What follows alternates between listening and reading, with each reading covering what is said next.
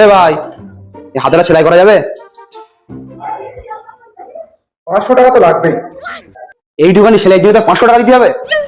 তুমি কিরম পরে এই হাতা ছেড়ালে বাড়ি যাও দিন দেখি বাজারের মধ্যে কিরম মান সম্মান লাগবে। মান সম্মানের দাম বললাম 500 টাকা তো দিতেই যাবে। ব্যবহার করতেছিস? তার থেকে পাশে সন্দীপ গার্মেন্টস আছে।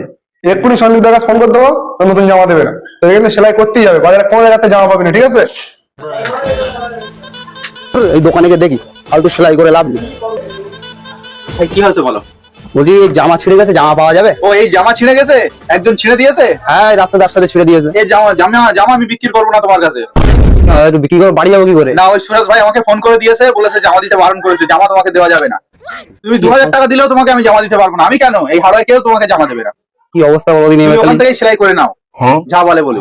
ঠিক আছে, একটু কম করলে ভাই, একেবারে বানিয়ে দিস না। হ্যাঁ, জানিয়ে এসো দাও।